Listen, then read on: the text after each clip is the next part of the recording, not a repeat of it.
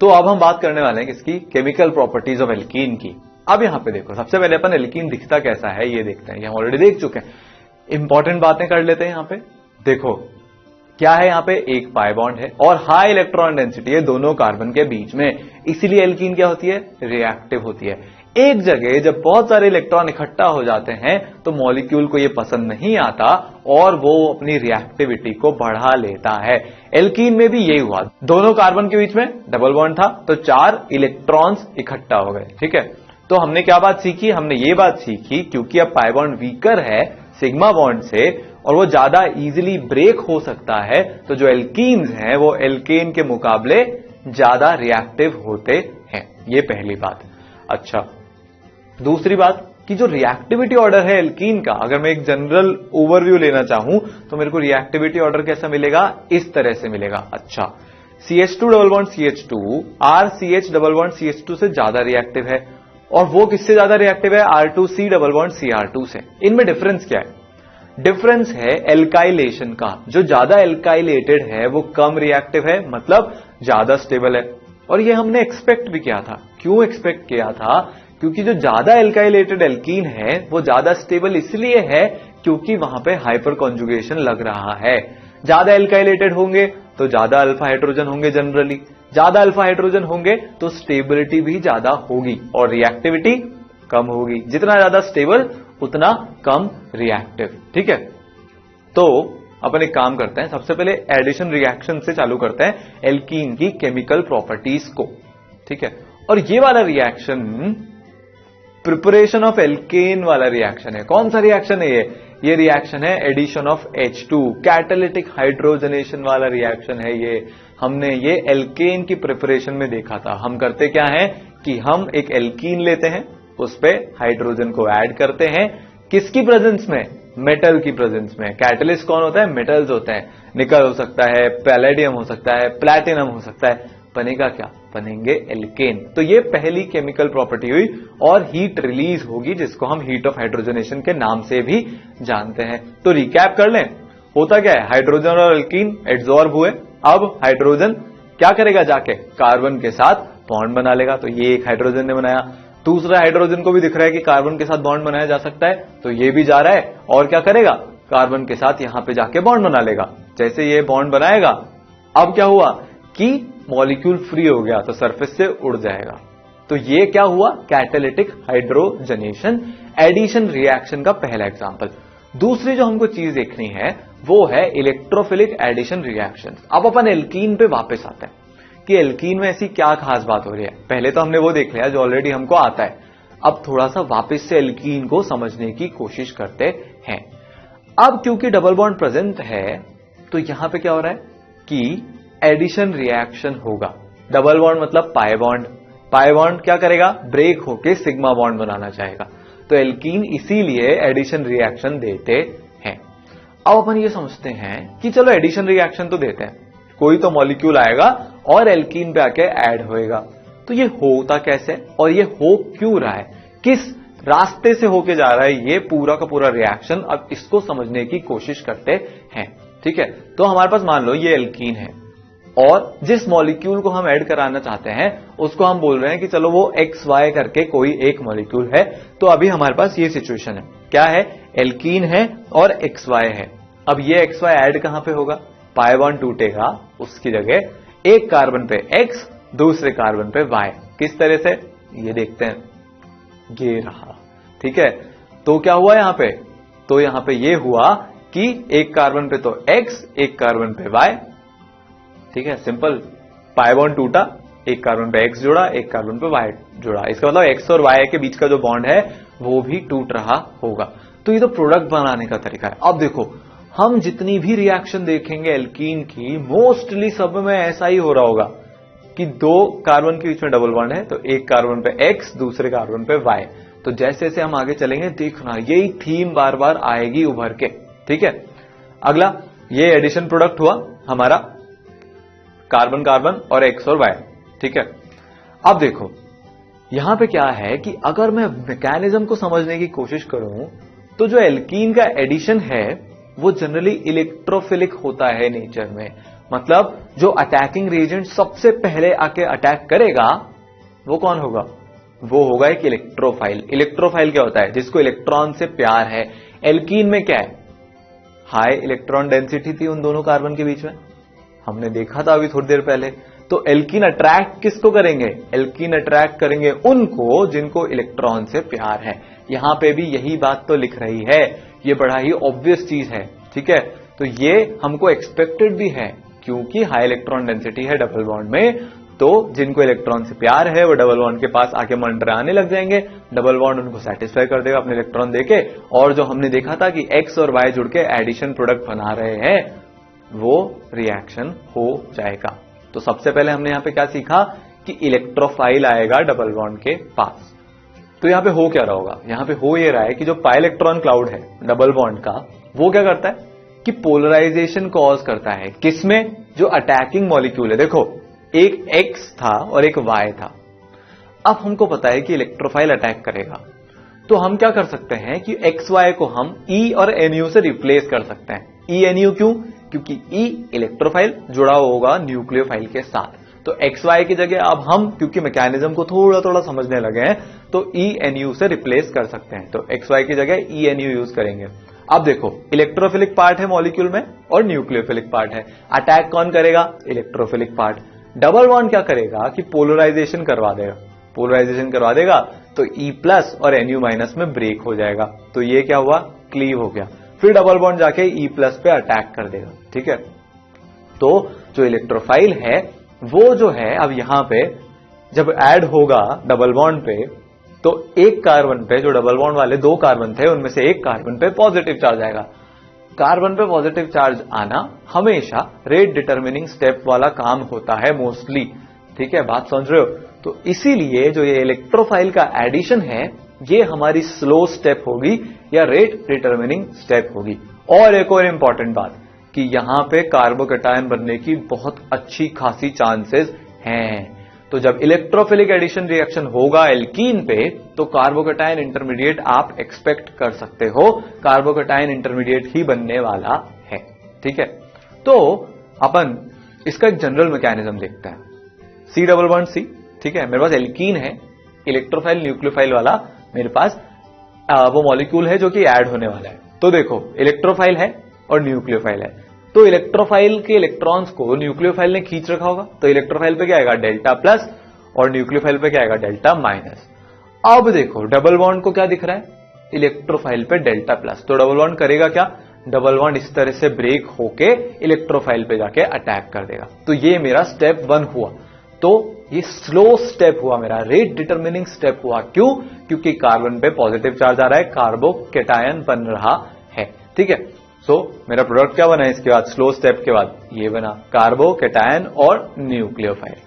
अब देखो यहां पे कार्बोकैटायन बन रहा है, तो हमने रीअरेंजमेंट सीखा था कि जब भी कार्बोकैटायन बनेगा तो कार्बोकैटायन खुद को रीअरेंज कर सकता है, ज्यादा स्टेबल कार्बोकैटायन में कन्वर्ट हो सकता है। बात समझ में आई? तो ये ध्यान रखना, जब भी कार्बोकैटायन अगर बन रहा है तो रीअरेंजमेंट को अपने दिमाग में रखना है हमको, ठीक है। अब देखो कार्बन पे पॉजिटिव, बाजू में न्यूक्लियोफाइल बैठा है। अब क्योंकि न्यूक्लियोफाइल भी बैठा है बाजू में, तो वो क्या देखेगा कि यार पॉजिटिव चार्ज है, मैं जाता हूं। न्यूक्लियोफाइल मतलब पॉजिटिव चार्ज से प्यार, तो न्यूक्लियोफाइल जाके कार्बोकैटायन पे अटैक कर देगा। तो हमारा प्रोडक्ट क्या बन गया? एक जगह तो जुड़ गया इलेक्ट्रोफाइल और दूसरी जगह जुड़ गया न्यूक्लियोफाइल, ठीक है। तो हमने डबल बॉन्ड इलेक्ट्रोफाइल न्यूक्लियोफाइल से शुरू किया था और अब हम एडिशन प्रोडक्ट पे आ चुके हैं। तो ये बहुत ही एक इंपॉर्टेंट रिएक्शन है। एल्कीन्स में बार बार आप ऐसे देखोगे, एक जगह इलेक्ट्रोफाइल जुड़ गया, एक जगह न्यूक्लियोफाइल जुड़ गया, ठीक है। मतलब एक कार्बन पे इलेक्ट्रोफाइल, दूसरे कार्बन पे न्यूक्लियोफाइल। तो ये एक जनरल मैकेनिज्म हुआ। अब हम इसके स्पेसिफिक केसेस देखते हैं। तो जो पहला स्पेसिफिक केस है वो है addition of halogen acid. Halogen acid मतलब HF, HBr, HCl, HI, इनका एडिशन। तो चलो देखते हैं। HX मतलब हेलोजन एसिड, तो HX होगा। मेरे पास एल्कीन है, तो इसका एडिशन मैं कैसे करूंगा? प्रोडक्ट कैसे बनाऊंगा? एक कार्बन पे हाइड्रोजन, दूसरे कार्बन पे हेलोजन, यही तो था। HX मतलब E और NU, एक कार्बन पे इलेक्ट्रोफाइल, दूसरे कार्बन पे न्यूक्लियोफाइल, तो प्रोडक्ट बना दो, सिंपल है काम। डायरेक्टली प्रोडक्ट फॉर्म करो आप यहां पे, एक कार्बन पे H, दूसरे कार्बन पे X, तो RCHX CHHR। ठीक है, चलो बहुत बढ़िया। अब देखो कुछ एक अपन इसके पॉइंट्स देख लेते हैं। तो ऑर्डर ऑफ रिएक्टिविटी जो है हाइड्रोजन हैलाइड की, वो क्या आएगी? HI more than HBr more than HCl more than HF। क्यों? क्योंकि इलेक्ट्रोफाइल न्यूक्लियोफाइल के बीच का बॉन्ड जो है वो ब्रेक होने वाला है, और वो ही हमारे स्लो स्टेप का पार्ट है। तो जितना आसानी से बॉन्ड ब्रेक होगा उतना जल्दी रिएक्शन होगी। ज्यादा आसानी से बॉन्ड किसके बीच में ब्रेक होने वाला है? HI के बीच में कि HF के बीच में? H और I के बीच में। क्यों? क्योंकि बॉन्ड लेंथ बड़ी है, वीकर बॉन्ड है, साइज में बहुत डिफरेंस है। तो ये पहला पॉइंट हुआ, इंपॉर्टेंट पॉइंट हुआ। दूसरा पॉइंट क्या है कि ये जो एडिशन है ये एक इलेक्ट्रोफिलिक एडिशन का एग्जांपल है। इलेक्ट्रोफाइल आके सबसे पहले ऐड हो रहा है किसमें? रेट डिटरमिनिंग स्टेप में। दूसरा पॉइंट ये हुआ। तीसरा पॉइंट क्या हुआ? तीसरा पॉइंट ये हुआ कि जो एडिशन है एल्कीन में, ये इसमें ज्यादा स्टेबल कार्बोनियम आयन के थ्रू प्रोसीड हो रहा है। मतलब इंटरमीडिएट कौन सा बन रहा है? कार्बोकेटायन बन रहा है। किसमें? हैलोजन एसिड के एडिशन में। चौथा पॉइंट, उससे पहले चौथा पॉइंट हम समझेंगे, उससे पहले मेरे को एक काम करो कि इस रिएक्शन को करवाओ और इसका प्रोडक्ट बनाओ। चलो शुरू हो जाओ।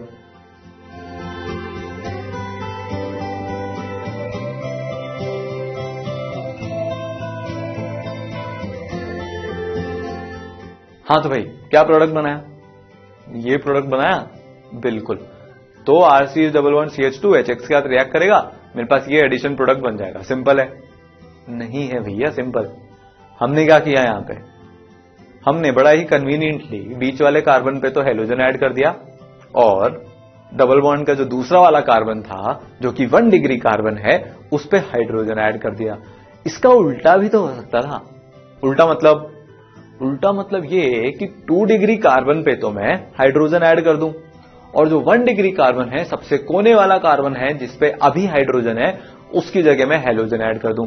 इसका उल्टा प्रोडक्ट भी बन सकता था, पर वो सही प्रोडक्ट नहीं है। क्यों सही प्रोडक्ट नहीं है? क्योंकि एक रूल है जो कि हमको बोलता है कि आपको जो मैंने अभी प्रोडक्ट बनाया है वैसा ही प्रोडक्ट बनाना है। क्या बोलता है वो रूल? रूल ये बोलता है कि अगर अनसिमेट्रिकल एल्कीन हुई, जैसे कि इस केस में हमारे पास है, तो जो HX का एडिशन है वो मार्कोनिकोव्स रूल के अकॉर्डिंग होगा। और मार्कोनिकोव्स रूल क्या बोलता है? मार्कोनिकोव रूल बोलता है ये, जब एक मॉलिक्यूल HX का ऐड हो रहा है अनसिमेट्रिकल अनसैचुरेटेड हाइड्रोकार्बन पे, तो जो हैलोजन एटम है वो अनसैचुरेटेड कार्बन, उस वाले अनसैचुरेटेड कार्बन के पास जाएगा जिसके पास कम हाइड्रोजन एटम है। बात समझ में? एक बार फिर से रिपीट करते हैं। अगर आप एक अनसैचुरेटेड हाइड्रोकार्बन पे HX का एडिशन करवा रहे हो, तो हेलोजन को आपको उस एटम पे लगाना है जिसपे की हाइड्रोजन कम है। तो मार्कोनिकोव भैया क्या बोल रहे हैं? मार्कोनिकोव रूल बोल रहा है ये अनसिमेट्रिकल एल्कीन है, प्रोपीन है, इस पे आप चाहते हो कि HX का एडिशन हो, तो हेलोजन कहां लगे? 2 कार्बन पे पॉसिबिलिटी है, क्योंकि डबल बॉन्ड पे 2 कार्बन है ना, एक 2 डिग्री कार्बन और एक 1 डिग्री कार्बन। कम हाइड्रोजन किस पे है? 2 डिग्री कार्बन पे है। तो हेलोजन कहां जुड़ना चाहिए? मार्कोनिकोव रूल के अकॉर्डिंग 2 डिग्री कार्बन पे जुड़ना चाहिए। क्या हमने वहां जोड़ा था? हमने वहां जोड़ा था। तो मार्कोनिकोव रूल ऐसा बोल रहा है, इसीलिए हमने हेलोजन को सेंटर वाले कार्बन पे जोड़ा, 2 डिग्री वाले कार्बन पे जोड़ा। किस कार्बन पे? जिसपे की नंबर ऑफ हाइड्रोजन कम है। और हाइड्रोजन कहां गया? जिसपे की ऑलरेडी नंबर ऑफ हाइड्रोजन ज्यादा है। ठीक है, तो मार्कोनिकोव रूल को हम याद कर लें यहां तो, या मैकेनिज्म के थ्रू समझ लें। तो मैकेनिज्म के थ्रू समझना ज्यादा सही है कि हेलोजन वहां क्यों जा रहा है जहां पे नंबर ऑफ हाइड्रोजन कम है। तो देखो, इलेक्ट्रोफिलिक एडिशन है, और हम एक काम करते हैं कि HCl प्लस प्रोपीन का रिएक्शन करवा के इसको समझते हैं। ठीक है, ये मेरे पास क्या है? प्रोपीन और HCl। होगा क्या? इलेक्ट्रोफाइल न्यूक्लियोफाइल प्रेजेंट है यहां पे, ENU वाला मॉलिक्यूल। क्लोरीन ज्यादा इलेक्ट्रोनेगेटिव, हाइड्रोजन के इलेक्ट्रॉन अपनी तरफ खींच के रखेगा, तो हाइड्रोजन पे क्या आएगा? Delta plus. तो क्या होगा? डबल बॉन्ड जाके H को अटैक करके H प्लस बना के निकाल लेगा और खुद के साथ जोड़ लेगा। ठीक है, तो ये अटैक हुआ, क्या बन गया? ये स्लो स्टेप है, कार्बोकेटायन बनेगा, ठीक है, तो CH3Cl-। अब देखो यहां पे जो कार्बोकेटायन है वो सेंटर वाले कार्बन पे बनेगा। क्यों? क्योंकि 2 डिग्री है, नंबर ऑफ अल्फा एच ज्यादा होंगे अगर सेंटर वाले कार्बन पे बनेगा। तो अगर अगर अगर ये अटैक सेकेंड कार्बन से हो जाता, मतलब 2 डिग्री कार्बन से होता HCl पे अटैक, तो फिर कार्बोकेटायन कहां बनता? 1 डिग्री पे बनता। अगर अब 1 डिग्री पे बनता तो नंबर ऑफ अल्फा एच कम हो जाते, ठीक है, ये इंपॉर्टेंट बात है, मार्कोनिकोव रूल को समझने के लिए इंपॉर्टेंट बात है। तो हमारा कार्बोकेटायन कहां ज्यादा स्टेबल है? जहां पे अभी हमने ऑलरेडी बना रखा है, मतलब 2 डिग्री पे प्रोपीन के केस में, ठीक है।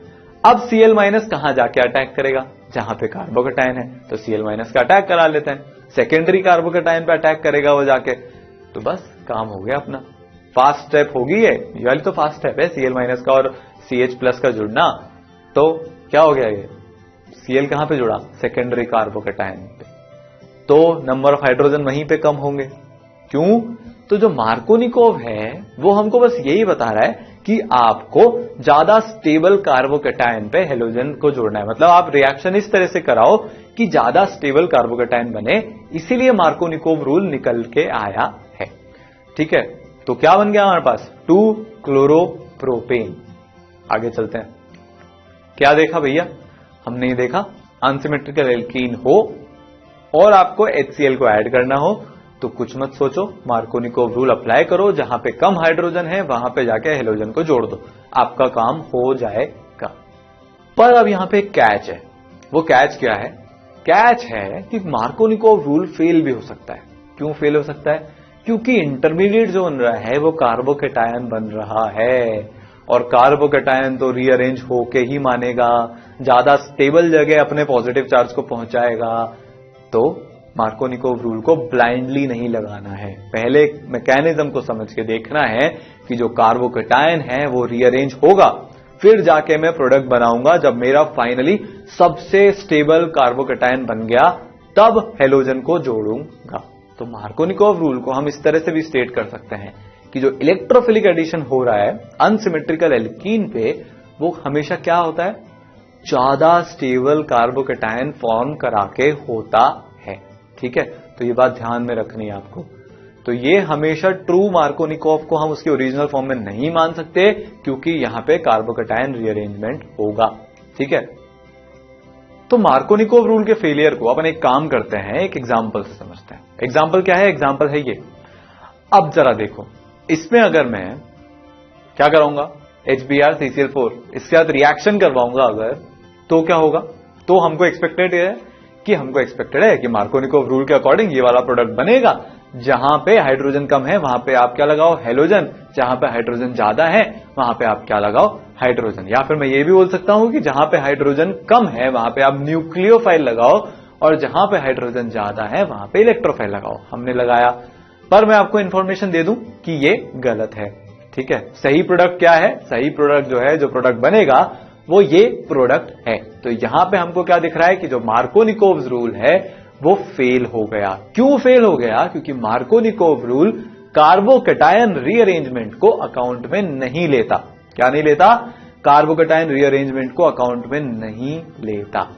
तो अब जो है हम मैकेनिज्म के थ्रू समझने की कोशिश करते हैं, ठीक है। तो अभी के लिए कुछ चीजों को गायब किया जाए, कर दिया गायब। अब देखो, जहां पे ब्रोमीन है वहां पे एक जमाने में स्लो स्टेप होने के बाद पॉजिटिव चार्ज रहा होगा, तो सिचुएशन क्या रही होगी? ये रही होगी, ठीक है। तो पॉजिटिव चार्ज है यहां पे। अब देखो, ये जो पॉजिटिव चार्ज है इसको अपने एक्सपीरियंस से पता है कि यार मैं रीअरेंज होके 2 डिग्री से 3 डिग्री पे जा सकता हूं। तो 3 डिग्री वाला पॉजिटिव चार्ज ज्यादा स्टेबल कि 2 डिग्री वाला? 3 डिग्री वाला, वहां पे नंबर ऑफ अल्फा ज्यादा होने वाले हैं। तो क्या होगा कि हाइड्रोजन शिफ्ट के थ्रू कार्बोकेटायन रीअरेंजमेंट होके ये वाला कार्बोकेटायन बनेगा, 2 डिग्री से 3 डिग्री वाला कार्बोकेटायन बनेगा। तो यहां पे क्या हुआ? Carbocation rearrangement. इसीलिए जो नीचे वाला प्रोडक्ट बना है जिसमें कार्बोकेटायन रीअरेंज हो गया है, वहां पे आके अब Br- अटैक करेगा और ब्रोमीन वहां पे जुड़ेगा। इसीलिए हमारा जो एक्चुअल प्रोडक्ट है वो कौन सा बनेगा, जो कि मार्कोनिकोव ने नहीं बताया था, वो वाला जो कार्बोकेटायन रीअरेंज होने के बाद बनेगा। तो अब इसके कुछ और एग्जाम्पल करते हैं। एक काम करो, आपके पास ये एग्जाम्पल है, इस पे आपने रिएक्शन करवाया HBr CCl4, मतलब HBr जो है वो CCl4 मीडियम में है, ये आपने रिएक्शन करवाया, तो इसका प्रोडक्ट बनाओ।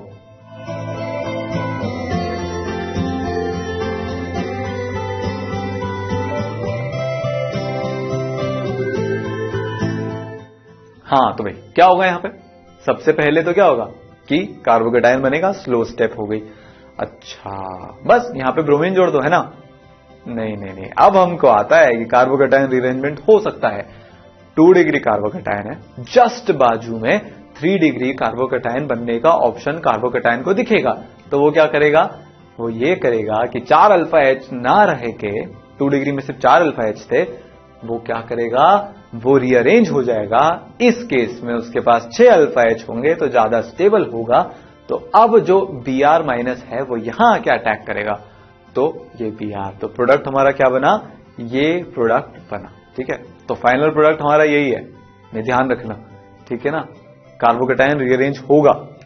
आगे चलते हैं, अगला एग्जांपल ये भी आप करो। मैंने रिएक्शन क्या करवाया, HCl इन CCl4 के साथ।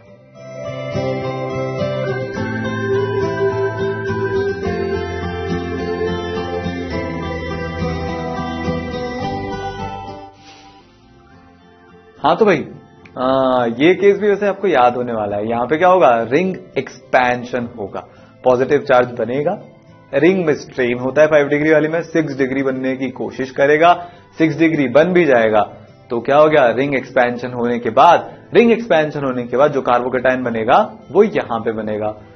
अब एक बार और कार्बोकेटायन रीअरेंजमेंट हो सकता है, क्यों, क्योंकि 2 डिग्री कार्बोकेटायन है, वो 3 डिग्री बन सकता है, तो रीअरेंजमेंट एक बार फिर से हो जाएगा। तो रीअरेंजमेंट करा देते हैं, 1 2 शिफ्ट हो जाएगा, किसका शिफ्ट होएगा, हाइड्रोजन का।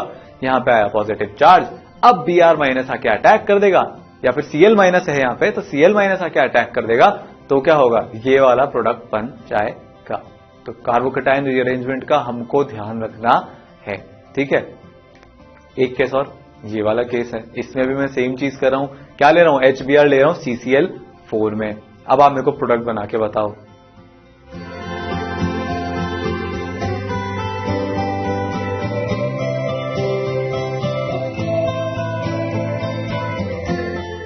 तो देखो मेरे पास क्या है, मेरे पास है, सबसे पहले मैं कार्बोकेटायन बनाऊंगा। कार्बोकेटायन कहां बनेगा, कार्बोकेटायन बनेगा 2 डिग्री वाले पे, जहां पे हाइड्रोजन कम है वहां। फिर क्या होगा, फिर ये होगा कि एक मीथाइल शिफ्ट होगा, मीथाइल शिफ्ट होने के बाद जो 2 डिग्री कार्बोकेटायन था अब 3 डिग्री कार्बोकेटायन में कन्वर्ट हो जाएगा। तो जो मेरा रिएक्टेंट था उसमें जब मैंने HBr CCl4 का रिएक्शन करवाया तो पहले 2 डिग्री कार्बोकेटायन बना हुआ होगा। अभी हम सब हवा में कर रहे हैं, दिमाग में इमेजिन करने की कोशिश करो, मैं बार बार नहीं दिखाऊंगा, मैं जो बोल रहा हूं उसको फॉलो करने की कोशिश करो। ठीक है, तो क्या हुआ होगा कि 2 डिग्री पे कार्बोकेटायन बना होगा, फिर वो क्या हुआ होगा, रीअरेंज हुआ होगा, और फाइनल प्रोडक्ट क्या बनेगा, 3 डिग्री वाले कार्बन पे ब्रोमीन जुड़ेगा। ठीक है, ये तो बात हुई। बहुत सारे लोगों के दिमाग में एक सवाल जरूर आ रहा होगा बहुत देर से, वो सवाल क्या है कि आप ये CCl4 क्यों ले रहे हो, CCl4 का यहां पे क्या काम है। CCl4 का अगर आपको काम समझना है तो आपको मेरे साथ वापस से मैकेनिज्म पे चलना पड़ेगा। ये हम मैकेनिज्म पे आ गए। अब देखो CCl4 की खास बात क्या होती है, वो नॉन पोलर होता है। ठीक है, मतलब वो रिएक्शन में पार्टिसिपेट नहीं कर रहा, इनर्ट सॉल्वेंट है, नॉन पोलर है, उसको मतलब ही नहीं है कि रिएक्शन क्या हो रहा है, बस वो रिएक्शन के लिए एक मीडियम प्रोवाइड कर रहा है। अब एक काम करते हैं, इमेजिन करो कि CCl4 की जगह मैं पानी ले लेता, पानी मतलब H2O, ऑक्सीजन के पास लोन पेयर। तो आप ये देखो कि जब सेकेंडरी कार्बोकेटायन बन रहा है तो पॉजिटिव चार्ज बन रहा है। अब अगर मैंने पानी ले लिया तो जो ऑक्सीजन के लोन पेयर हैं उनको क्या दिखेगा, कार्बोकेटायन, तो वो भी जाके रिएक्शन कर लेंगे। तो आपको क्लोरीन तो जुड़ा हुआ मिलेगा ही सही, मतलब 2 क्लोरोप्रोपेन तो मिलेगा ही सही, पर उसके अलावा सेकंड पोजीशन पे पानी जुड़ा हुआ भी मिलेगा। तो हम ये चाहते नहीं है, हम क्या चाहते हैं कि पूरा का पूरा 2-क्लोरोप्रोपेन ही बने, और अगर आप ऐसा चाहते हो तो आपको इनर्ट सॉल्वेंट लेना पड़ेगा। क्यों? क्योंकि अगर फास्ट स्टेप में जो है पानी डाल दिया तो कंपटीशन हो जाएगा क्लोराइड आयन और H2O मॉलिक्यूल के बीच में। और आपको एक बात और बता दूं कि जो H2O मॉलिक्यूल है वो बेटर न्यूक्लियोफाइल है, तो वो Cl- से रेस जीत जाएगा। रेस जीत जाएगा तो ज्यादा प्रोडक्ट कौन सा मिलेगा आपको? जो कि जिसमें कि पानी जुड़ा हुआ है। तो इसीलिए आपको इनर्ट मीडियम CCl4 यूज करना पड़ता है। ठीक है, ये तो बात हुई किसकी? मार्कोनिकोव रूल के अकॉर्डिंग हमने जब क्या ऐड किया? HX ऐड किया।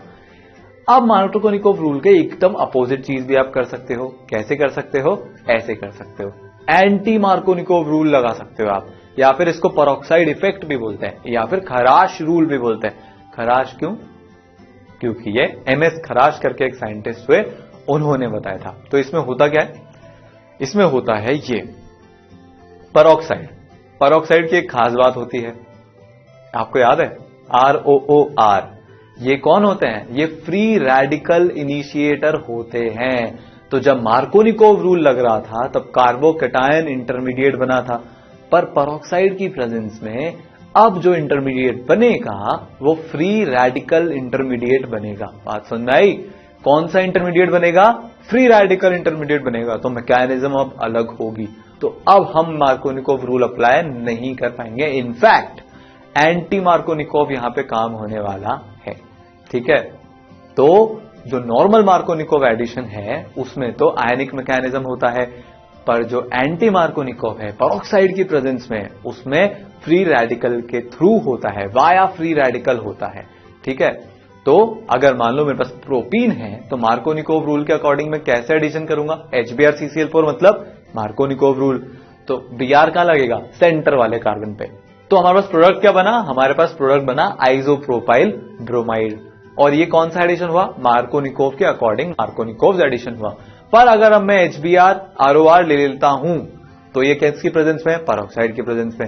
यहां पे कौन सा एडिशन होगा? एंटी मार्कोनिकोव एडिशन होगा, और आपके पास जो कंपाउंड बनेगा वो होगा ये। इसका नाम क्या है? इसका नाम है N propyl bromide. Normal propyl bromide वाला रिएक्शन होगा यहां पे। और ये कौन सा रिएक्शन हुआ? एंटी मार्कोनिकोव यहां पे हुआ एडिशन। कौन सा एडिशन हुआ? एंटी मार्कोनिकोव एडिशन हुआ। तो बात समझ में आई? ऐसा हो क्यों रहा है ये अब अपन देखते हैं। तो इसका अपन क्या देखने वाले हैं? मैकेनिज्म देखने वाले हैं। ठीक है भाई, चलो। ये कैसे? पेरोक्साइड है आपके पास, यहां पे क्या है? लोन पेयर रिपल्शन है दोनों ऑक्सीजन के बीच में। फ्री रेडिकल इनिशिएटर है, खुद फ्री रेडिकल में कन्वर्ट हो जाएगा। ठीक है, तो क्या बन जाएगा? 2RO dot alkoxy free radical यहां पे बन गया। अब ये जो RO डॉट है ये चुपचाप तो बैठेगा नहीं। एक फ्री रेडिकल बनता है तो वो अपने साथ दूसरे फ्री रेडिकल भी बनाने का जुगाड़ लेके आता है। तो वो एक और फ्री रेडिकल बनाएगा। करेगा क्या? कि Br डॉट बना लेगा। क्या करेगा? Br डॉट बना लेगा। ये सेकेंड स्टेप हुआ। अब देखो थर्ड स्टेप में Br डॉट क्या करेगा? Br डॉट ये करेगा कि एल्कीन पे जाके भिड़ जाएगा। ठीक है, अब दो ऑप्शन है, वापस से हमारे पास दो ऑप्शन है। पहला ऑप्शन ये कि फ्री रेडिकल 2 डिग्री वाला बने, तो यही ज्यादा स्टेबल होगा। 2 डिग्री फ्री रेडिकल ज्यादा स्टेबल कि 1 डिग्री ज्यादा स्टेबल? 2 डिग्री। क्यों? क्योंकि नंबर ऑफ अल्फाइड ज्यादा है। तो ब्रोमीन कहां जुड़ा? 1 डिग्री पे जुड़ा, तभी तो 2 डिग्री पे फ्री रेडिकल बनेगा। तो ये वाला जो है ये मेजर प्रोडक्ट होगा। ये ज्यादा स्टेबल फ्री रेडिकल बन रहा है, तो यहां पे जो प्रोडक्ट बनेगा वो मेजर प्रोडक्ट बनेगा। तो ये क्या हो गया? ये एंटी मार्कोनिकोव हो गया। इसके बाद में एक और HBr दूंगा तो CH डॉट जाके वहां पे अटैक करके क्या करेगा? H को निकाल लेगा और Br डॉट बन जाएगा। तो आगे आगे रिएक्शन बढ़ता जा रहा है। ये मेजर प्रोडक्ट बनेगा।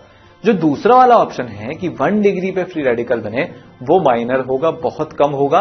ठीक है, इस पे भी मैं सेम चीज 1 degree free radical less stable, इस पे भी मैं अगर HBr से रिएक्शन करवाऊंगा तो प्रोडक्ट बनेगा, पर बहुत कम मात्रा में बनेगा। इसीलिए यहां पे एंटी मार्कोनिकोव एडिशन हो रहा है या फिर खराश इफेक्ट लग रहा है। तो अब आपके सामने एक क्वेश्चन है। क्वेश्चन बोल रहा है कि HCl और HI ये तो एंटी मार्कोनिकोव प्रोडक्ट देते ही नहीं है पेरोक्साइड की प्रेजेंस में। ऐसा क्यों हो रहा है ये जरा सोच के बताओ।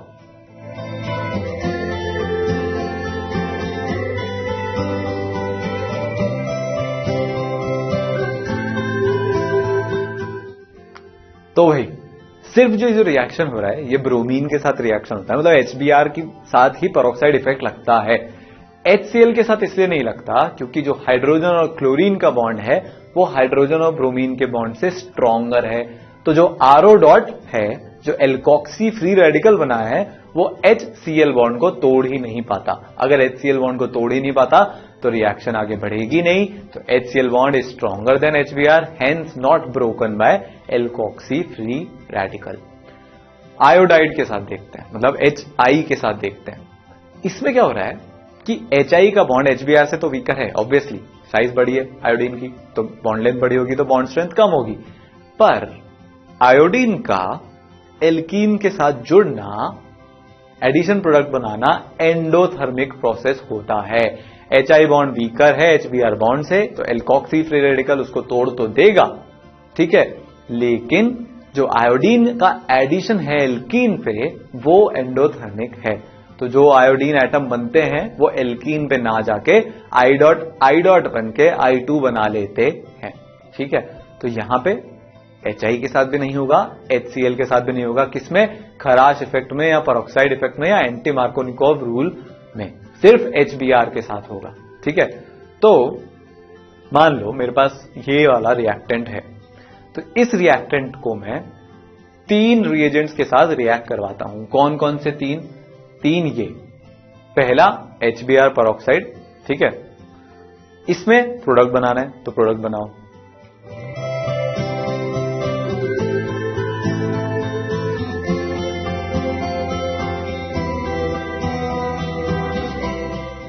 HBr पेरोक्साइड मार्कोनिकोव होगा कि एंटी मार्कोनिकोव?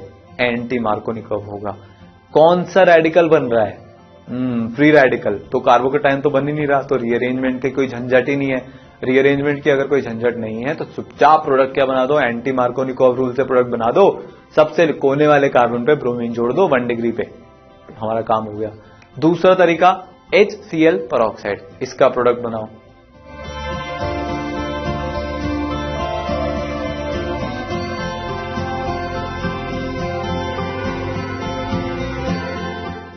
सर यहां पे तो HCl है, पेरोक्साइड है, रिएक्शन ही नहीं होगा। अरे भैया ऐसे कैसे रिएक्शन नहीं होगा? रिएक्शन तो होगा ना, बस कार्बोकेटाइन के रास्ते से रिएक्शन होगा। तो यहां पे कार्बोकेटाइन बनेगा, रीअरेंजमेंट भी होगा, तो क्लोरीन कहां पे जाके जुड़ेगा? 3 डिग्री वाले कार्बन पे जाके क्लोरीन जुड़ेगा, ठीक है। तीसरा रिएक्शन HBr-CCl4, ये तो स्टैंडर्ड रिएक्शन है ही, तो ब्रोमीन कहां जाके जुड़ेगा? ब्रोमीन भी 3 डिग्री के कार्बन पे जाके जुड़ेगा। तो आपको ये ध्यान रखना है, अगर पेरोक्साइड है और HCl है तो भी रिएक्शन तो होगा, पर वो कार्बोकेटाइन की प्रेजेंस में, मतलब कार्बोकेटाइन इंटरमीडिएट के थ्रू होगा। HBr पेरोक्साइड है तो एंटी मार्कोनिकोव, और HBr-CCl4 है, ये तो हमको आता ही है, इसमें भी क्या होगा? मार्कोनिकोव एडिशन होगा, ठीक है।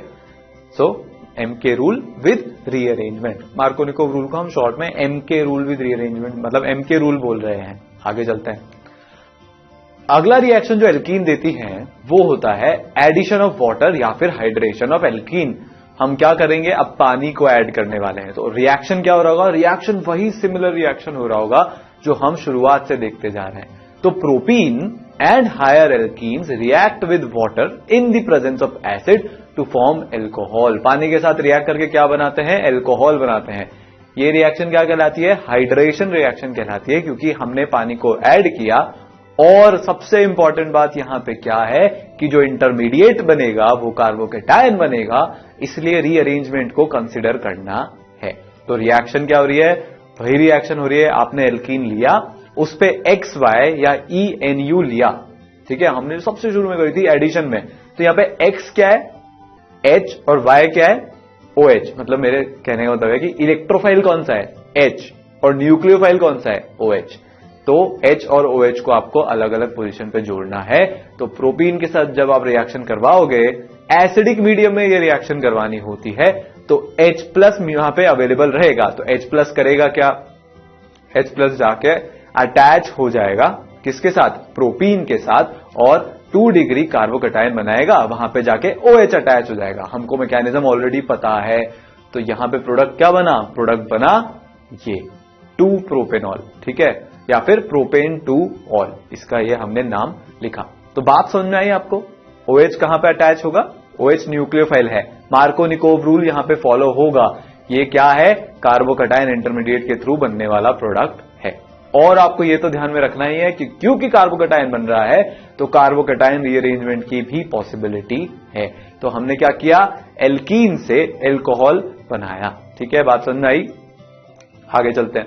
जैसे कि मान लो मेरे पास ये एक एल्कीन है, इस पे मैंने वाटर का रिएक्शन करवाया और क्या हमने लिया? 2 मिथाइल प्रोपीन का हमने वाटर के साथ रिएक्शन करवाया एसिडिक मीडियम में। तो क्या होगा? प्रोडक्ट क्या बनेगा? ये आप बनाओ।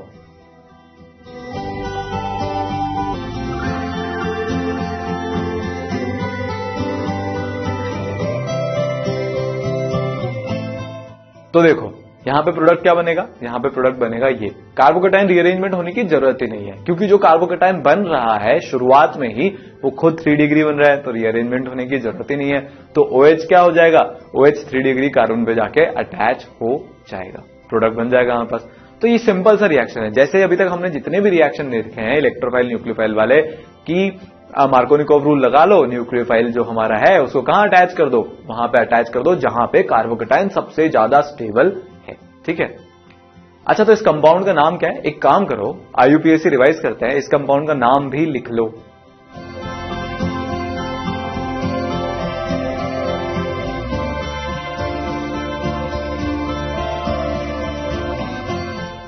तो इस कंपाउंड का नाम क्या हो जाएगा? 2 मिथाइल प्रोपेन 2 ऑल। ठीक है, आगे बढ़ते हैं। जैसे कि इसका मैकेनिज्म देख लेते हैं। अपन ने ओरली भी कर ही लिया था, पर एक बार ठीक है देख लेते हैं। होगा क्या? एसिडिक मीडियम से H+ है, आएगा तो यहां पे जो एल्कीन है वो क्या करेगी? H+ पे अटैक कर देगा। तो यहां पे एल्कीन का H+ पे अटैक हुआ, कार्बोकैटायन बनेगा स्लो स्टेप में, यही RDS है, तो हमारा कार्बोकैटायन बना। अब जो है वाटर आएगा कार्बोकैटायन 2 डिग्री पे अटैक करने, तो ये वाटर आया, उस वाटर में ऑक्सीजन है, ऑक्सीजन के पास लोन पेयर है, लोन पेयर से अटैक होएगा कार्बोकैटायन पे। तो सिचुएशन कैसी बनेगी? ये फास्ट स्टेप में होगा, तो सिचुएशन कुछ ऐसी बनेगी। फास्ट क्यों होगा? क्योंकि कार्बोकैटायन को जल्दी से जल्दी अपने जो ऊपर पॉजिटिव चार्ज है उसको हटाना है। पॉजिटिव चार्ज कहां पे गया? ऑक्सीजन पे। तो ऑक्सीजन पे पॉजिटिव चार्ज है तो वो क्या करेगा? H+ को बाहर भेज देगा कि अब तुम्हारा काम हो गया है, वापस निकलो। देखो यहां पे हमने एसिडिक मीडियम कैटलिस्ट की तरह से लिया हुआ है, तो हमने शुरुआत में H+ लिया था मीडियम से, वापस से उसको हम H+ दे देंगे, हमारा क्या बन जाएगा? एल्कोहल बन जाएगा। तो H+ निकला, कैटलिस्ट वैसा का वैसा ही है। कैटलिस्ट में कोई चेंज नहीं आता है रिएक्शन के दौरान, परमानेंट चेंज कुछ नहीं आता है, जैसा लिया था वापस वैसा ही मिलता है। ठीक है, सिंपल। तो ये क्या बन गया हमारे पास? एल्कोहल बन गया। आगे चलते हैं। तो अब मान लो आपके सामने ये एग्जांपल है, हमने क्या किया इसमें? हमने डाइल्यूट H2SO4 लिया, मार्कोनिकोव रूल के अकॉर्डिंग हम क्या कर देंगे? यहां पे एडिशन कर देंगे, किसका? एल्कोहल का। डाइल्यूट H2SO4 का मतलब एसिडिक मीडियम भी है और पानी भी है, तो बात वही है, यहां पे भी हाइड्रेशन ही होगा। ठीक है, सो क्या हो गया? मार्कोनिकोव रूल के अकॉर्डिंग प्रोपेन 2 ऑल बन गया। आगे चलते हैं। अब लेट्स से मेरे पास ये एग्जांपल है। इस बार मैंने क्या किया है कि मैंने डाइल्यूट D2SO4 लिया है, मतलब उससे D+ मिलेगा, और पानी के अंदर हमने ये किया है, तो H2SO4 की जगह D2SO4 लिया है। सोचो जरा इसका जो प्रोडक्ट बनेगा वो क्या बनेगा?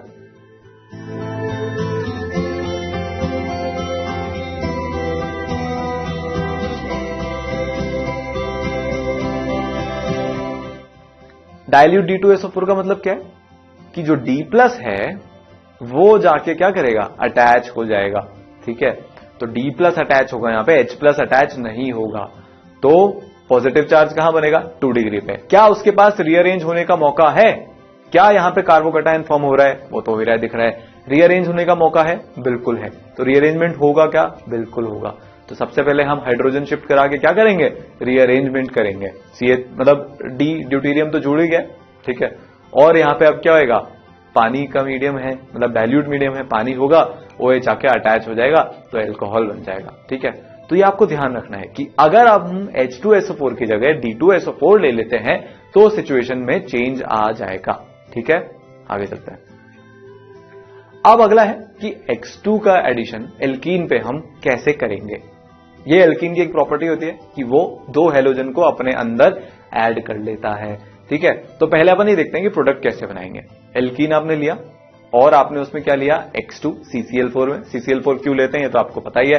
तो मेरा सीन क्या चल रहा है यहां पे, मेरे पास एक एल्कीन है, मैंने उसको X2 CCl4 के साथ रिएक्ट करवाया, मतलब CCl4 मीडियम में X2, तो मेरा प्रोडक्ट क्या बन जाएगा, 2X जुड़ जाएंगे, सिंपल। तो XY addition, electrophile nucleophile addition, जो हम शुरुआत से देखते आ रहे हैं, ठीक है। अब देखो ये बड़ा इंटरेस्टिंग है, जो विसिनल हैलाइड्स बने हैं ये कैसे बन रहे होंगे ये सोचो। अब यहां पे जो है हमारे पास दोनों, मतलब जो मॉलिक्यूल है, जो अटैकिंग स्पीशीज है वो X2 है, तो अब दोनों की इलेक्ट्रोनेगेटिविटी बराबर है, मतलब X2 में जो दोनों हेलोजन हैं उनकी इलेक्ट्रोनेगेटिविटी बराबर है। तो यहां पे तो डेल्टा प्लस डेल्टा माइनस का सीन चल ही नहीं रहा होगा, तो फिर क्या हो रहा होगा, मतलब इसका मैकेनिज्म हमको ध्यान से देखना पड़ेगा। यहां पे जरूरी नहीं है देखो अब कि कार्बोकैटायन बने ही सही, तो देखते हैं यहां पे हो क्या रहा है, ठीक है। सो मैकेनिज्म बहुत इंटरेस्टिंग मैकेनिज्म है। अब होता क्या है कि न्यूक्लियोफाइल और इलेक्ट्रोफाइल यहां पे बन जाएंगे कैसे, जो डेल्टा प्लस और डेल्टा माइनस का चार्ज मैंने आपको दिखा रखा है हेलोजन में, वो कैसे आ रहा है, वो आ रहा है एल्कीन की प्रेजेंस के कारण। जो एल्कीन है कुछ ऐसा जादू टोना कर देती है किस पे, X2 के मॉलिक्यूल पे, कि वापस से वहां पे पोलैरिटी आ जाती है। अब बड़ा आसान है, डेल्टा प्लस वाले हेलोजन पे एल्कीन जाके क्या कर देगा, अटैक। तो क्या करा लेते हैं, स्लो स्टेप में अटैक करवा लेते हैं। अब देखो यहां पे ये एरो मैंने क्यों बनाया, सोचो जरा। मैंने आपसे क्या बोला था कि जो कार्बोकैटायन है वो एक्चुअली में यहां पे बन नहीं रहा है, वो ऐसा हो रहा है, मतलब वो इसलिए हो रहा है क्योंकि जो हमारा इलेक्ट्रोफाइल था जो कि आके सबसे पहले स्लो स्टेप में अटैच हुआ, उसके खुद के पास भी लोन पेयर हैं। तो कार्बोकैटायन जब बनता है तो वो क्या देखता है कि यार कोई आसपास ऐसा हो जिसके पास लोन पेयर हो देने के लिए, मतलब इलेक्ट्रॉन्स हो देने के लिए, तो मैं उससे इलेक्ट्रॉन लेके सेटिस्फाई कर लूं खुद की नीड को, वैलेंसी मेरी कंप्लीट हो जाए, मतलब ऑक्टेट मेरा कंप्लीट हो जाए। यही तो कार्बोकैटायन देखता है कि मैं स्टेबल हो जाऊं, चार्ज मेरे पे से हट जाए। अब कार्बोकैटायन को कहीं इधर उधर देखने की जरूरत ही नहीं है, उसके बाजू वाले कार्बन पे जो हेलोजन जुड़ा हुआ है, मतलब जो जुड़ा हुआ है, उसके खुद के पास ही लोन पेयर है। तो पीछे के रास्ते से जब लोन पेयर मिल रहे हैं तो बाहर जाके किसी से बात करने की जरूरत ही नहीं है। तो यहां पे क्या बन जाएगा, यहां पे जो कार्बोकैटायन बन रहा है उसकी जगह अब एक साइक्लिक कैटायन बनेगा। क्या बन रहा है यहां पे, साइक्लिक कैटायन बन रहा है। अब देखो हेलोजन तो है ही, ठीक है। अब हेलोजन का जो पॉजिटिव चार्ज था, हेलोजन इलेक्ट्रोनेगेटिव है दोनों कार्बन से, तो वो क्या करेगा, दोनों कार्बन के इलेक्ट्रॉन्स को अपनी तरफ खींचेगा। और अब तो हेलोजन पे यहां पे पार्शियल पॉजिटिव चार्ज भी है, तो और इलेक्ट्रॉन खींचेगा, मतलब कार्बन पे भी पार्शियल पॉजिटिव चार्ज आएगा। तो जो हेलोजन का पॉजिटिव चार्ज था वो अब कार्बन और हेलोजन के साथ में शेयर हो रहा है। एक तो इंपॉर्टेंट बात ये, तो पूरा एक साइक्लिक कैटायन बन रहा है, ये इंपॉर्टेंट बात। अब देखो जब मैंने X को तोड़ा तो वो प्लस के रूप में आया होगा, ठीक है। तो एक X मतलब एक हेलोजन का एटम ऐसा भी होगा जिसके ऊपर माइनस चार्ज है, तो एक एनायन होगा हेलोजन का। तो अब वो एनायन को क्या दिख रहा है, एक पॉजिटिव चार्ज का सेंटर दिख रहा है, तो वो अटैक करेगा क्या, बिल्कुल करेगा।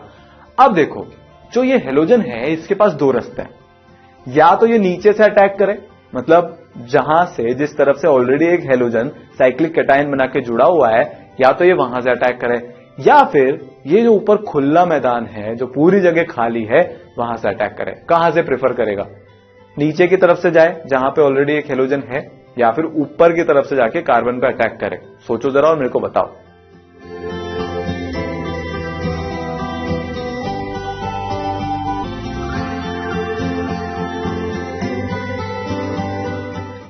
तो ये अटैक करेगा ऊपर की तरफ से। इसको फालतू में कोई रिपल्शन थोड़ी ना लगाने खुद के ऊपर, नीचे हेलोजन की तरफ से जाके गंदे वाले रिपल्शन लगेंगे। तो यहां पे जो अटैक होता है वो एंटी अटैक होता है, इंपॉर्टेंट है। इस तरह से अटैक होगा। कैसा अटैक हो रहा है, एंटी अटैक हो रहा है। और जैसे अटैक होगा कार्बन पे तो जो हेलोजन वाला बॉन्ड है वो खुलेगा और हमारे पास प्रोडक्ट क्या बन जाएगा, एंटी एडिशन होने के बाद प्रोडक्ट हमारे पास बन जाएगा ये। ठीक है, बात समझ में आई। तो यहां पे क्या हुआ, यहां पे हमने हेलोजन को ऐड किया एल्कीन पे। ये कौन सी रिएक्शन हुई, addition of X2 on alkene. ठीक है, आगे चलते हैं। अब देखो जैसे कि मेरे पास मान लो ये है, ठीक है, इस पे मैं आपसे बोल रहा हूं कि X2CCl4 का रिएक्शन हो रहा है। इस बार X हेलोजन मैंने ब्रोमीन लिया है, तो इसके प्रोडक्ट बनाओ।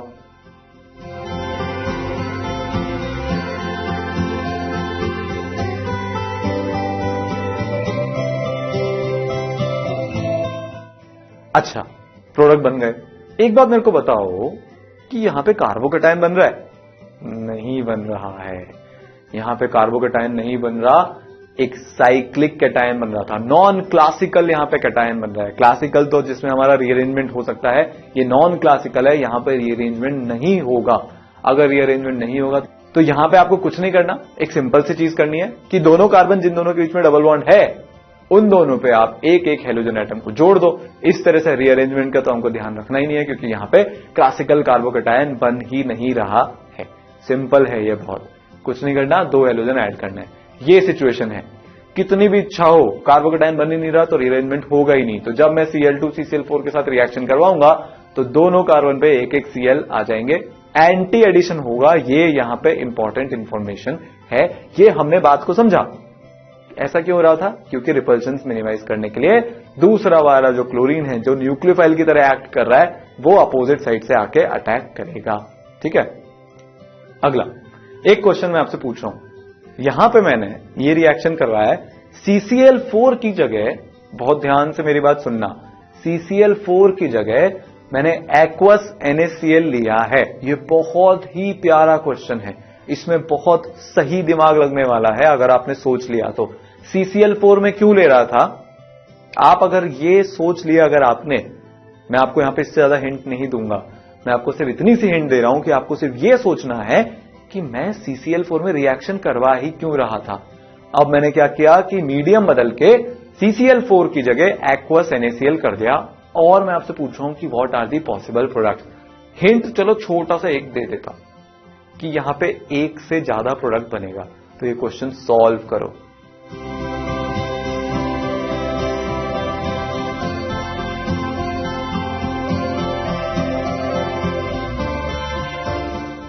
तो मैंने एक्वस NaCl लिया है। मेरे को जरा बताना था कि कौन कौन न्यूक्लियोफाइल की तरह एक्ट कर सकता है। एक तो Br, खुद Br- जो बनेगा, एल्कीन जब Br2 पे अटैक करेगा तो Br- बनेगा। पर मीडियम में एक्वस NaCl लेने का क्या मतलब है? Na+ और Cl- टूट जाएगा। तो एक और न्यूक्लियोफाइल कौन है? Cl-। और तीसरा कौन है? वाटर। एक्वस है ना भैया, वाटर है। और अगर आपको ध्यान से आपने सुना हो तो आपको एक बात तो याद होगी, क्या? कि जो वाटर है वो बेटर न्यूक्लियोफाइल होता है किससे? Cl- या Br- से। तो यहां पे अब 3 प्रोडक्ट बन सकते हैं। कौन से 3 प्रोडक्ट, ये देखते हैं। ठीक है, जब मैंने ये किया तो 3 पॉसिबिलिटीज अराइज हो रही है इस कार्बोकेटायन बनने के बाद। फर्स्ट स्टेप तो यही है, स्लो स्टेप में कार्बोकेटायन बनेगा, ब्रोमीन उस पर जाके अटैक कर देगा। ठीक है, तो ब्रोमीन के पास लोन पेयर है। फिर मेरे पास क्या बना? ये नॉन क्लासिकल कैटायन मेरे पास यहां पे बना। अब क्या होगा ये देखते हैं। 3 न्यूक्लियोफाइल, तीनों अटैक कर सकते हैं, तो 3 प्रोडक्ट बनेंगे। पहला, जब Br- अटैक करेगा तो क्या प्रोडक्ट बना?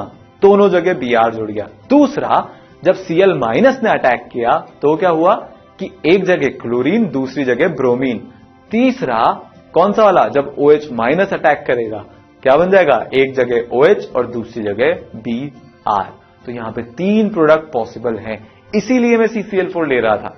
क्यों? क्योंकि मेरे को सिर्फ एक प्रोडक्ट की यील्ड अगर चाहिए तो आपको जो है नॉन रिएक्टिव इनर्ट वाला मीडियम लेना पड़ेगा। ठीक है, आगे चलते हैं। अब देखो यहां पे सिचुएशन क्या है। ये 2 बीकर हैं। ठीक है, एक में मैंने एल्केन लिया था और एक में मैंने एल्कीन लिया था। अब मैं भूल गया कि कौन से बीकर में एल्केन है और कौन से बीकर में एल्कीन है। यहां पे मार्किंग आपको दिख रही है आपकी सहूलियत के लिए, पर मैं भूल गया। तो मैं इसमें फर्क कैसे करूं कि कौन से में एल्केन है, कौन से में एल्कीन है? और ये बहुत ही इंटरेस्टिंग प्रॉब्लम है केमिस्ट्स के लिए कि हम सेपरेट आउट कैसे करें, आइडेंटिफाई कैसे करें कि कौन से बीकर में कौन सा कंपाउंड है। एक बहुत ट्रेडिशनल तरीका है, बहुत ही एलिगेंट तरीका है इसको फाइंड आउट करने का। और वो एलिगेंट तरीका क्या है? वो एलिगेंट तरीका है ये। आप क्या करो, कोई एक ऐसा कलर्ड कंपाउंड ले लो जो इन दोनों के साथ रिएक्शन कर सकता है। इनमें से एक के साथ रिएक्शन कर सकता है। लेट्स से एल्केन के साथ वो रिएक्शन नहीं करता, तो जैसे मैंने इस कलर्ड कंपाउंड को डाला तो ये मेरा एल्केन का सोल्यूशन भी कलर्ड हो जाएगा। रिएक्शन नहीं हो रहा तो कलर मेंटेन है। एल्कीन में डाला, पर एल्कीन तो इस कलर्ड सॉल्यूशन के साथ रिएक्शन कर सकता है तो डीकलराइज कर देगा, और अब मैं डिस्टिंग्विश कर सकता हूं। अब तो आपको यहां पे दो चीजें दिख रही है, जो एल्केन वाला है वो पिंक कलर का हो गया, और जो एल्कीन था उसने क्या किया कि वो कलर्ड सॉल्यूशन के साथ रिएक्शन करके डीकलराइज कर दिया। तो एल्कीन तो जैसा पहले दिख रहा था अभी भी वैसा ही दिख रहा है। बात समझ में आई आपको? तो ये इंपॉर्टेंट बात है। इंपॉर्टेंट बात क्या है कि आप X2 के एडिशन से टेस्ट ऑफ अनसैचुरेशन कर सकते हो। मैं क्या बोल रहा हूं, आपको अगर पता लगाना है कि उन दो बीकर में किस बीकर में डबल बॉन्ड है, तो आप जो हमने X2 का एडिशन अभी सीखा है उसको यूज करके टेस्ट ऑफ अनसैचुरेशन कर सकते हो। कैसे? ऐसे। हमारे लिए फायदे की बात यह है कि जो Br2 है वो एक ब्राउन कलर का सॉल्यूशन होता है। बात समझ में आई आपको? अब मेरे को यह भी पता है कि जो एल्कीन है वो Br2 के साथ रिएक्ट कर लेगा, तो ये जो मेरा ब्राउन कलर का सॉल्यूशन होगा Br2 का, वो क्या हो जाएगा? डीकलराइज हो जाएगा। क्यों? क्योंकि अब तो Br2 रहा ही नहीं, वो तो रिएक्ट करके किसमें? विसिनल डाइब्रोमाइड में कन्वर्ट हो गया है। ठीक है, तो यहां पे चल क्या रहा है? यहां पे चल ये रहा है कि कलर से कलरलेस पे पहुंच गए हैं। ठीक है, तो जो Br2 होता है रेडिश ब्राउन कलर का होता है। अब देखो सिचुएशन देखते हैं हम। मेरे पास एल्केन है और एल्कीन है। जब मैंने एल्केन में डाला Br2 तो जो उसका कलर है वो मेंटेन रहेगा। एल्कीन में डाला तो शुरू में तो कलर आएगा पर बहुत जल्दी वो डीकलराइज हो जाएगा। बात समझ में आई आपको यहां पे? तो यहां पे डीकलराइजेशन हो जाएगा एल्कीन के केस में, तो मैं पता लगा सकता हूं अनसैचुरेशन का। तो हमने क्या देखा? हमने ये देखा कि Br2 का एडिशन एल्कीन पे एक यूजफुल टेस्ट है हमारे लिए। क्या बताने के लिए? कि मॉलिक्यूल अनसैचुरेटेड है कि सैचुरेटेड है। तो जो ब्राउन कलर है ब्रोमीन का वो डिस्चार्ज हो रहा है CCl4, मतलब Br2 CCl4 के साथ रिएक्ट कराने पे एल्कीन को। ठीक है, तो सिंपल है, यहां पे डिस्चार्ज हो गया तो अनसैचुरेटेड है, डिस्चार्ज नहीं हुआ तो सैचुरेटेड है। ठीक है, और कलरलेस डाइब्रोमो कंपाउंड फॉर्म हो रहा है, इसके कारण जो कलर है वो डीकलराइज हो रहा है। ठीक है, ये सिंपल है। आगे बढ़ते हैं। तो आपसे एक क्वेश्चन पूछ रहा हूं मैं, इनमें से कौन सा टेस्ट ऑफ अनसैचुरेशन नहीं देगा Br2 CCl4 के साथ? अब देखो, इस क्वेश्चन के बारे में आपको वैसे ज्यादा पता है नहीं, पर अगर हमको ऑब्जेक्टिव माइंडसेट बनाना है तो उस हिसाब से ये क्वेश्चन बहुत बढ़िया है। यहां पे 4 ऑप्शन है, चारों में जो है आपको डबल बॉन्ड दिख रहा है, पर एक कंपाउंड ऐसा है जिसका double bond normal double bond से थोड़ा सा अलग है। हिंट ये है कि वो थोड़ा सा कम रिएक्टिव है। अब इस क्वेश्चन का आंसर करो, मजा आएगा।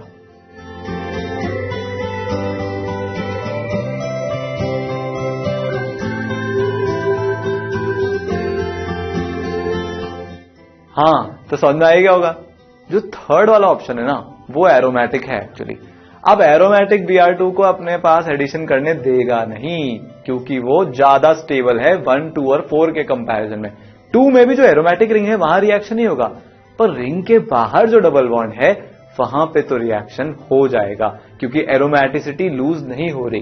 पर अगर मैंने थर्ड में Br2 के साथ रिएक्शन करवा दिया तो 2 जगह Br ऐड हो जाएगा, तो एरोमेटिसिटी लूज हो जाएगी। तो आंसर क्या हो गया? ये एरोमेटिक होने के कारण आंसर है थर्ड। आगे चलते हैं। नेक्स्ट हम पढ़ेंगे हाइपोहेलस एसिड का एडिशन। ठीक है, हाइपोहेलस एसिड मतलब HOX, या फिर आप पानी में हेलोजन डालोगे तो भी रिएक्शन होके HOX ही बन जाएगा। तो डायरेक्टली अगर HOX कहीं मिल जाए तो उससे रिएक्शन करवा लो, और नहीं तो पानी में हेलोजन डालने के बाद फिर रिएक्शन करवा लो। तो ये एक इलेक्ट्रोफिलिक टाइप की, मतलब इलेक्ट्रोफिलिक एडिशन टाइप की रिएक्शन होगी और मार्कोनिकोव रूल यहां पे फॉलो होगा। तो हम देखते हैं कि मैकेनिज्म क्या होता है और फाइनली प्रोडक्ट क्या बनता है। तो सिचुएशन क्या है? सिचुएशन ये है, ऑक्सीजन और क्लोरीन, कौन ज्यादा इलेक्ट्रोनेगेटिव? ऑक्सीजन। इलेक्ट्रॉन कौन खींचेगा? ऑक्सीजन खींचेगा। तो क्लोरीन पे क्या आ जाएगा? Delta plus. पास में एल्कीन बैठा है, बहुत ही देखी भली हमारी सिचुएशन है। एल्कीन के पास इलेक्ट्रॉन डेंसिटी होती है, तो वो जाके अटैक करेगा और Cl प्लस को तोड़ लाएगा, OH माइनस बचेगा। यहां तक सब सही चल रहा है, पर यहां पे हमको एक डाउट आना चाहिए। वो डाउट ये है कि भाई ऑक्सीजन के साथ तो हाइड्रोजन भी जुड़ा है, डेल्टा प्लस तो हाइड्रोजन पे भी आएगा, तो एल्कीन H प्लस को क्यों नहीं खाए? मतलब वो H पे जाके अटैक क्यों नहीं कर रहा, क्लोरीन पे ही आके क्यों अटैक हो रहा है? सोचो जरा। देखो, ऑक्सीजन और क्लोरीन, ऑक्सीजन के पास भी लोन पेयर, क्लोरीन के पास भी लोन पेयर, मतलब लोन पेयर रिपल्शन होगा, मतलब ऑक्सीजन और क्लोरीन का बॉन्ड वीकर होगा एज कंपेयर टू किसका बॉन्ड, ऑक्सीजन और हाइड्रोजन का बॉन्ड। इसीलिए ऑक्सीजन और क्लोरीन का बॉन्ड टूटता है। तो हमको तसल्ली हो गई कि ऑक्सीजन और क्लोरीन का बॉन्ड टूट रहा है, ठीक है। अटैक करवा देते हैं, स्लो स्टेप होगा ये वाला स्टेप, ठीक है। अटैक हुआ तो क्या बना, ये सिचुएशन जनरेट हुई, कार्बन पे पॉजिटिव और पास वाले कार्बन पे क्लोरीन जुड़ा हुआ है और आसपास बाहर इधर उधर OH माइनस घूम रहा है, ठीक है। OH माइनस घूम रहा है तो अब OH माइनस जाके अटैक कर सकता है इस कार्बोकैटायन पे, जो अभी हमको कार्बोकैटायन दिख रहा है, जो कार्बन पे प्लस बना। पर जो कार्बन पे प्लस बना उसी स्पीशीज में अंदर क्लोरीन भी बैठा है। ये भी हमारी बहुत देखी हुई सिचुएशन है। क्या बन जाएगा यहाँ पे, क्लोरीन का लोन पेयर जाके कार्बन प्लस पे अटैक कर देगा। इसके पहले कि OH माइनस अटैक आके बाहर का आदमी, बाहर का न्यूक्लियोफाइल अटैक कर पाता, उससे पहले ही क्लोरीन अपने लोन पेयर के साथ अटैक कर देगा और यहां पे क्या बन जाएगा, नॉन क्लासिकल कैटायन यहां पे बनेगा, ठीक है। यहां पे क्या बनता है, इंटरमीडिएट नॉन क्लासिकल कैटायन। पर देखो अभी भी OH माइनस तो बाहर घूम ही रहा है और उसको पॉजिटिव चार्ज डेंसिटी भी दिख रही है, तो वो मानेगा थोड़ी ना, वो तो क्या करेगा, ऐसे आके एंटी तरीके से अटैक कर देगा, ठीक है। क्या कर देगा, एंटी तरीके से अटैक करेगा। तो ये एंटी एडिशन होता है और क्या जुड़ जाएगा यहां पे, ये फास्ट स्टेप में क्या हो जाएगा, प्रोडक्ट हमारा बन जाएगा ये। तो एक तरफ क्लोरीन, दूसरी तरफ हाइड्रोजन, ये क्या कहलाता है, मतलब हाइड्रोजन नहीं, OH ग्रुप, एक तरफ क्लोरीन दूसरी तरफ OH ग्रुप, ये कहलाता है हेलोहाइड्रिन एडिशन रिएक्शन, ठीक है। एक क्या जुड़ा, हेलो ग्रुप, दूसरा क्या जुड़ा, OH ग्रुप, तो हेलोहाइड्रिन एडिशन रिएक्शन, ठीक है। हाइपोहेलस एसिड को हमने क्या किया, यहां पे ऐड किया, तो OH भी ऐड हो गया, Cl भी ऐड हो गया, ठीक है ना। चलो सो अगर हम रेट देखें अलग अलग रिएजेंट की, तो रिएक्टिविटी ऑर्डर ऐसे आती है, HOCl की रिएक्टिविटी ज्यादा होगी HOBr से, HOBr की रिएक्टिविटी ज्यादा होगी HOI से, ठीक है। बात समझ आई, आगे चलते हैं। तो देखो अभी तक हमने जितने रिएक्शन देखे, अगर मैं उसमें एक जनरल पैटर्न एनालाइज करूं तो मेरे को ये जो रिएक्शन हो रहा है, ये वाला जनरल पैटर्न मेरे को दिखेगा। क्या हो रहा है कि एल्कीन है, उस पे ENU आके अटैक कर रहा है, न्यूक्लियोफाइल अटैच हो रहा है, इलेक्ट्रोफाइल अटैच हो रहा है उन कार्बन पे जहां पे डबल बॉन्ड था, ठीक है। कार्बोकैटायन बनेगा तो रीअरेंजमेंट हो जाएगा। पर हमने एक नॉन क्लासिकल कैटायन का केस भी देखा। तो एक्चुअली में हमने दो केस देखे। एक केस वो, अभी हमने क्या देखा कि इलेक्ट्रोफाइल दो तरह के हमने देखे, ठीक है। पहला केस कौन सा है, इलेक्ट्रोफाइल 1 वाला। पहला केस वो है जहां पे कि इलेक्ट्रोफाइल 1 जो इलेक्ट्रोफाइल है, जो इलेक्ट्रोफाइल 1 जिस टाइप का है, उसके पास क्या है कि उसके पास लोन पेयर ऑफ इलेक्ट्रॉन्स नहीं है। कौन है ऐसा इलेक्ट्रोफाइल, H+ हो गया। पूरी एक टेबल अभी हम देखेंगे, पर उससे पहले इंपॉर्टेंट है दो टाइप ऑफ इलेक्ट्रोफाइल को आइडेंटिफाई करना। पहला टाइप क्या हो गया, जिसके पास लोन पेयर ऑफ इलेक्ट्रॉन नहीं है। तो साइक्लिक कार्बोकैटायन बनेगा क्या, नहीं बनेगा। क्या बनेगा, रीअरेंजमेंट जो कार्बोकैटायन कर सकता है वो बनेगा। तो इलेक्ट्रोफाइल 1 जब होगा, टाइप 1 का इलेक्ट्रोफाइल जब होगा जिसके पास खुद के लोन पेयर नहीं है, तो वो क्या करेगा, वो रीअरेंजमेंट में पार्टिसिपेट करेगा। तो आपको रीअरेंजमेंट का ध्यान रखना है। ऐसे कौन कौन से कैटायन होते हैं, इलेक्ट्रोफाइल ऐसे कौन कौन से होते हैं ये देखते हैं। सो HCl H+ इलेक्ट्रोफाइल है, क्या लोन पेयर है, नहीं है, रीअरेंजमेंट होगा, होगा। HBr सेम केस है, HI सेम केस है, DI D+ कोई लोन पेयर नहीं है, ड्यूटीरियम सेम केस है, H2SO4 सेम केस। यहां पे क्या हो जाएगा, सल्फोनेशन हो जाएगा, SO3H जुड़ जाएगा एक साइड में क्योंकि वो न्यूक्लियोफाइल है। तो यहां पे भी H+, H2OH+ same, ROH H+ इसमें भी सेम, और CH3COH, ठीक है। तो जहां पे भी H+ इलेक्ट्रोफाइल की तरह से एक्ट कर रहा है, वहां पे तो आप डेफिनेटली समझ लेना कि कार्बोकैटायन जो बनेगा उसमें रीअरेंजमेंट हो सकता है, वो क्लासिकल कार्बोकैटायन बन रहा है जो कि रीअरेंजमेंट में पार्टिसिपेट कर सकता है, साइक्लिक कार्बोकैटायन नहीं बना रहा। दूसरे टाइप का इलेक्ट्रोफाइल कौन सा होता है, टाइप 2 इलेक्ट्रोफाइल जो होता है वो होता है जिसमें लोन पेयर ऑफ इलेक्ट्रॉन है। तो साइक्लिक कार्बोकैटायन बनाएगा। क्या रीअरेंजमेंट हो सकता है कार्बोकैटायन का, बिल्कुल भी नहीं हो सकता, ठीक है। तो बस ये इलेक्ट्रोफाइल 2 है। तो ये कौन कौन से होते हैं, Br2CCl4 ले सकते हो, Cl2CS2 ले सकते हो। CS2 भी एक जो है इनर्ट सॉल्वेंट है क्योंकि इसमें पोलैरिटी नहीं है, तो ये इनर्ट सॉल्वेंट है, रिएक्शन करा देगा। तो या तो CCl4 ले लो या CS2 ले लो, एक ही बात है। अगला Br2H2O हाइपोहेलस एसिड वाला केस, प्रोडक्ट जो बनेगा वो तो मार्कोनिकॉफ रूल के अकॉर्डिंग ही बनेगा, पर कार्बोकैटायन रीअरेंजमेंट आपको कंसिडर नहीं करना है। बात समझ में आई। Same Br2 water in brine. ये क्या है Br2 वाटर इन ब्राइन? अरे मतलब Br2 एक्वस NaCl में, ना कि CCl4 में। तो यहां पे भी साइक्लिक कार्बोकेटायन तो बन ही रहा है, ठीक है। HOCl HOBr जैसा ही केस है, और HOBr NOCl। अब देखो NOCl N+O ये इसका इलेक्ट्रोफाइल है, Cl- इसका न्यूक्लियोफाइल है, IN3 I+ इसका इलेक्ट्रोफाइल है, N3- इसका न्यूक्लियोफाइल है। तो NO+ इसमें भी एक लोन पेयर है नाइट्रोजन के पास, I+ आयोडीन के पास, आयोडीन प्लस के पास तो लोन पेयर है ही सही। तो यहां पे रीअरेंजमेंट नहीं होगा।